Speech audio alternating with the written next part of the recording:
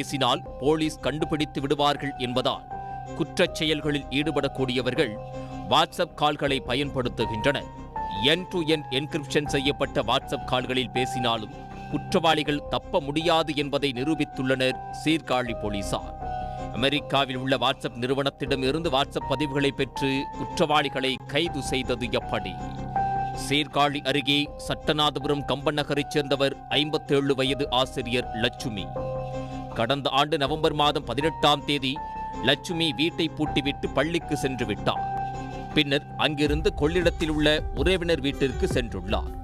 மறுநாள் வீட்டிற்கு வந்து பார்த்தபோது வீட்டின் முன்பக்க கதவு உடைக்கப்பட்டு வீட்டில் இருந்த 43 சவரன் தங்க நகைகள் கொள்ளையடிக்கப்பட்டது தெரிய வந்தது.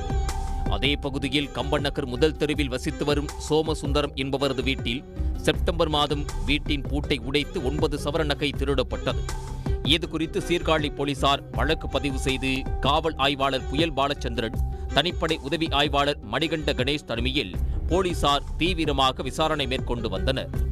அந்த பகுதியில் உள்ள செல்போன் டவர் மற்றும் சிசிடிவி கேமரா மூலம் போலீசார் ஆய்வு மேற்கொண்டனர். சிசிடிவி காட்சியில் தலைக்கவசம் அணிந்திருப்பதால் ஆட்களை பிடிப்பதில் சிக்கல் ஏற்பட்டது.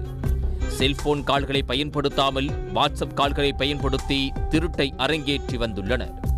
இதனால் சென்னையில் உள்ள வாட்ஸ்அப் நிறுவனத்தின் நோடல் அதிகாரி மூலம் அமெரிக்காவில் உள்ள வாட்ஸ்அப் நிறுவனத்தின் தலைமையகத்தின் உதவியை சீர்காழி போலீசார் நாடினர். அவர்களிடம் வழக்கு தொடர்பான ஆவணங்களை அனுப்பி அந்த நேரத்தில் அந்த பகுதியில் இருந்தவர்களின் விவரங்கள், வாட்ஸ்அப் கால் பதிவுகளை பெற்றனர். அதன் அடிப்படையில் சுமார் 9 மாதமாக இரவு பகலாக தேடி மாமன் மச்சானான கரூரைச் சேர்ந்த சூர்யா என்ற மனோஜ்குமார், புதுக்கோட்டை திருமலைராஜன் சமுத்திரம் பகுதியைச் சேர்ந்த சதீஷ் ஆகியோரை கைது செய்தனர். அவர்களிடம் இருந்து 18 சவரன் தங்க நகைகளை மீட்டு இருவரையும் கைது செய்து சிறையில் அடைத்தனர்.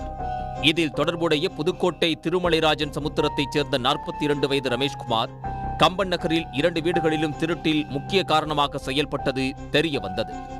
இதனை அடுத்து சீர்காழி போலீசார் தீவிரமாக ரமேஷை தேடிய நிலையில் சதீஷை நீதிமன்றத்தில் பார்க்க வந்தபோது ரமேஷை கைது செய்தனர். அவரிடம் இருந்து சுமார் 24 சவரன் தங்க நகைகளை மீட்டு ரமேஷை சிறையில் அடைத்தனர்.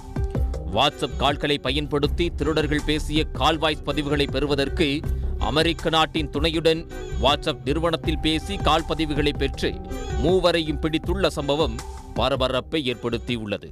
உடனுக்குடன் செய்திகளை தெரிந்து கொள்ள சன் நியூஸ் பெல் ஐகானை கிளிக் பண்ணுங்க.